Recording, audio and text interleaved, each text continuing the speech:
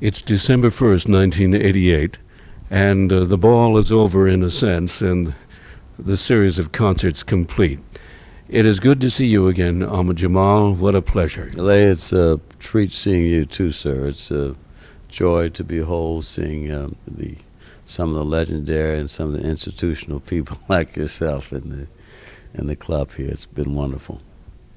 Well, to capture you at this stage of your career and your performance level is a thrill for me because I go back to some rather interesting nights on the east side of New York and the slick side at the Embers, Ralph Watkins' place, and you had just come out of Chicago from Frank Holstein's Blue Note, and you were at the Embers. It's remarkable you should mention that because we were just talking about Ralph Watkins and Mo Lewis and another partner that owned the Embers. Well, uh, it was Morris Levy, of course. Morris Levy, Ralph Watkins, Mo Lewis, and they owned several rooms. And, of course, the Embers was certainly one of the most successful rooms in the country. And, of course, you are very familiar with it because in those days, if you didn't know the Embers, you didn't know anything, did you?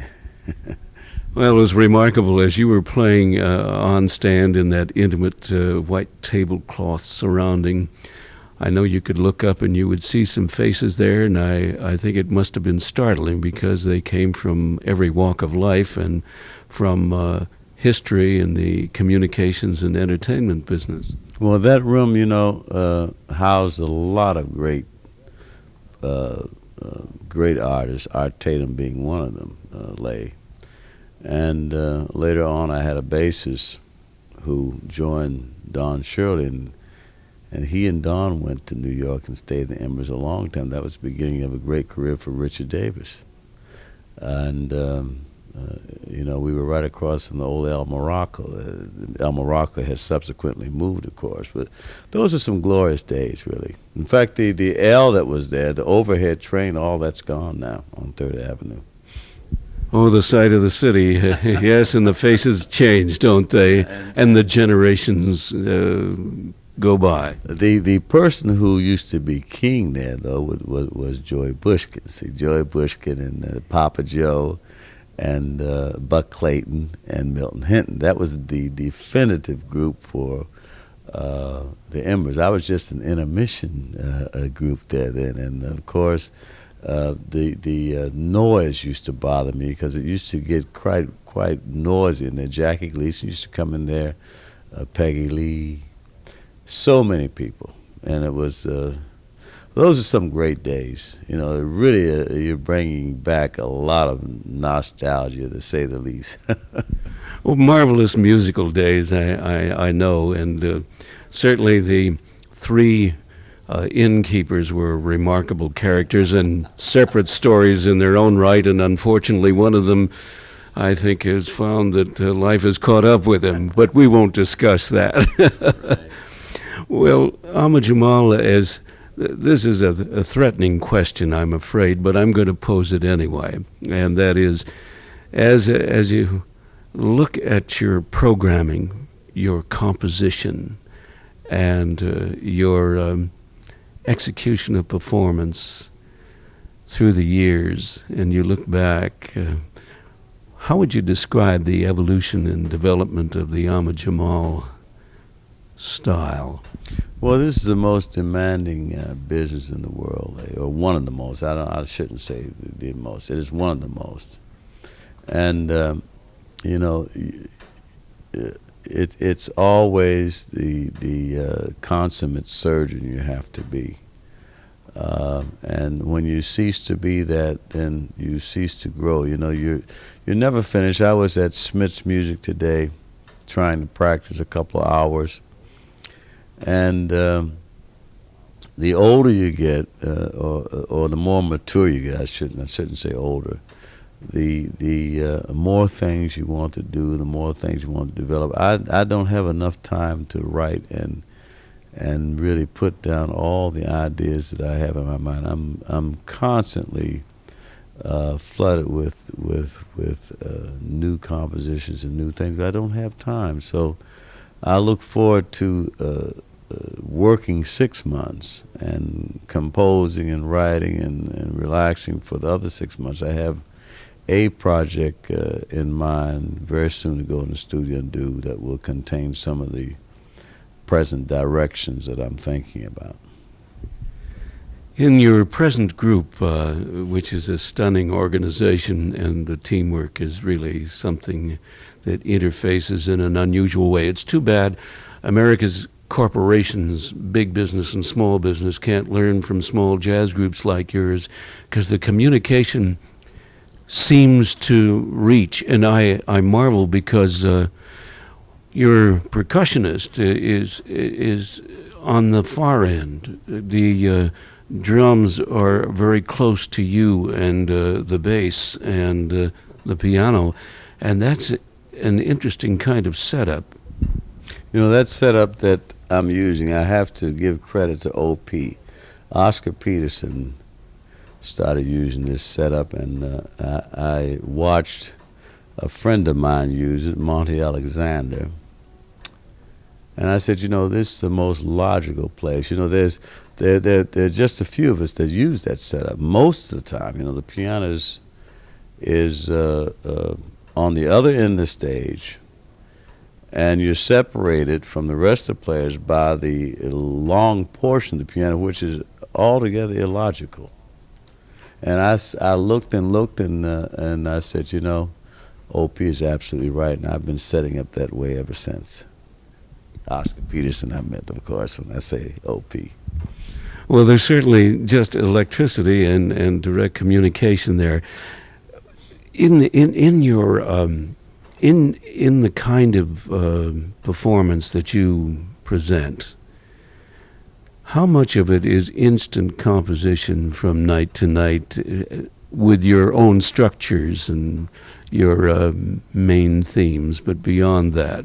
Well, actually, Leigh, none of it is instant. It's been a period of 55 years that I've been orchestrating, so none of it is instant. It takes a long time to do certain things in our business, and I'm still, you know, trying to tap some of that potential that might still be laying there.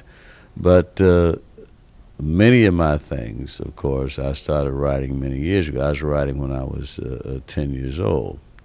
I wrote my first orchestral arrangement when I was 11. But none of the things are actually instantaneous. They're the things that have been developed over a period of years. The most difficult thing is to articulate them. And therein lies the reason why, if you don't practice, even though I've sat at the piano for many years, I still have to practice in order to articulate the things that sound instantaneous. But actually, they're not there. I'm drawing on a backlog in 3 eras of music, actually. Would you describe those 3 ages of music? There are some of us that were fortunate. Gil Evans is one. The late Gil Evans was one. Gil Evans was writing for Claude Thornhill many, many years ago, as you would know, because you have that background knowledge like some of us, like I have, with respect to Gil. Miles Davis, myself, the late Thad Jones. That's why Thad was so electrifying in his writing.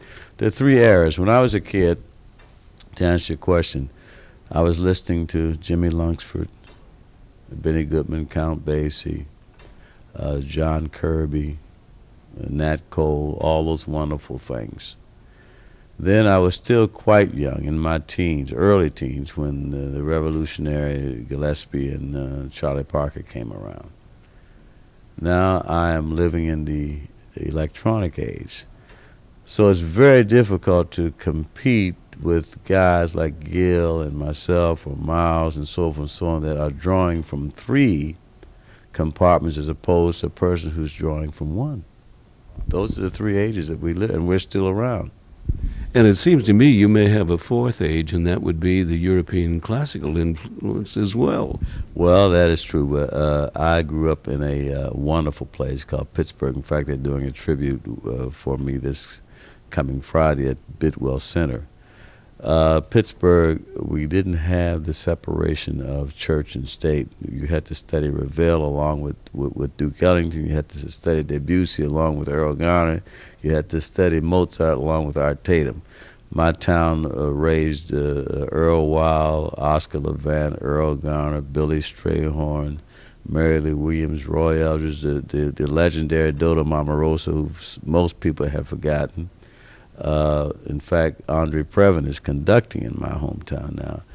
Ray Brown, Billy Eckstein, Roy Eldridge, Earl Hines, and George Benson, Stanley Turrentine. It goes on. Art Blakey, Kenny Clark. All those people come from my great town of Pittsburgh, and there you have to study a commensurate amount of everything. Thank goodness. And that's what we do there. And I always tell people it's great to know Bach, but it's better to know Bach and Duke Ellington. Even better to know Mozart, Bach, and Duke Ellington. Better to know Basie, Bach, Duke Ellington, and so forth. That's what we did in Pittsburgh. What a wonderful story, because it seems that Detroit and Chicago and Pittsburgh have special stories to tell, along with Philadelphia. And was there a teacher somewhere along the line that turned you on and turned you around? I had two great teachers. I had one that started the first Afro-American opera company in the United States, and who was responsible for putting Afro-Americans in the Metropolitan Art. That was Mary Codwell Dawson. I had her from 7 until I was around 12. Then I studied with another man that studied with the same master that Earl Wild studied with, and that was James Miller. So I studied, I was playing Franz Liszt in competition, the Eroica Etude, when I was 11 years old. So I was really going to be a worker in the European classical music, but I decided on American classical music instead, this thing we call jazz. And Mother Jazz will outlive all her children. I made the right choice. For us as listeners and members of your audience and fan club, you made the right choice. It's wonderful talking with you. Just a couple of postscripts about people and places. St. Louis, the George Hudson Band. George, I saw George this summer. He is still around. It's remarkable. He's sort of like Art Blakey, almost indestructible. And I saw one of the great writers for George when we started the Philip Marsh tour in Town Hall, and that was Ernie Wilkins. Because Ernie was in the band along with me, and that was the band that took me away from Juilliard, because I was supposed to go from Westinghouse High School into Juilliard. Instead, I went to the Juilliard of George Hudson. That's quite an academy. That's quite an academy. And turning points for you, Chicago, Frank Holzfield. Frank was a very interesting man, and always with a martini in one hand and a tear in the eye.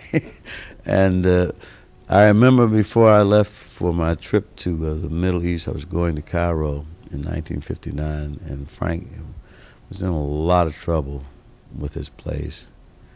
And I never will forget it, because he said, "You bailed us out." We had record-breaking business. It was the peak of the Pershing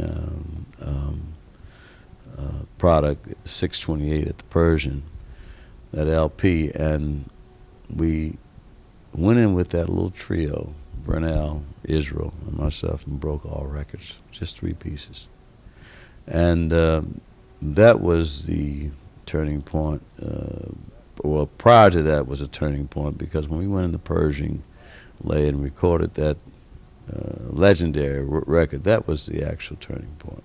By the time we worked for Frank in the early 50s, when no one knew us, and the Hands of Yves Joly, remember that, the French act, and George Sharon was working there, and Pete Seeger was working there. He had everyone there, and of course I was very inhibited, and it was very difficult for me to work in the Blue Note because I was always a minor act, and it was the item at the Persian that we recorded that made us a major act. And when we went back to Frank, he was very grateful because we bailed him out. One other name, and we'll call it a day and a night.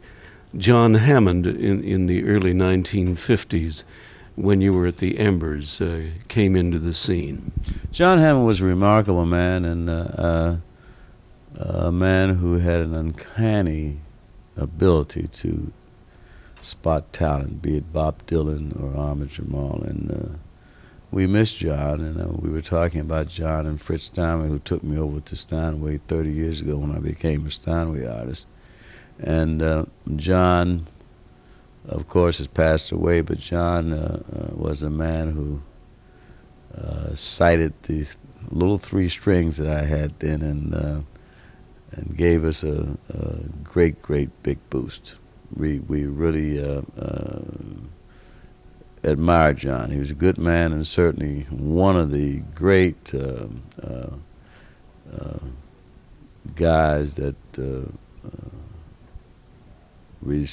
that's responsible for so many great artists going over to Columbia.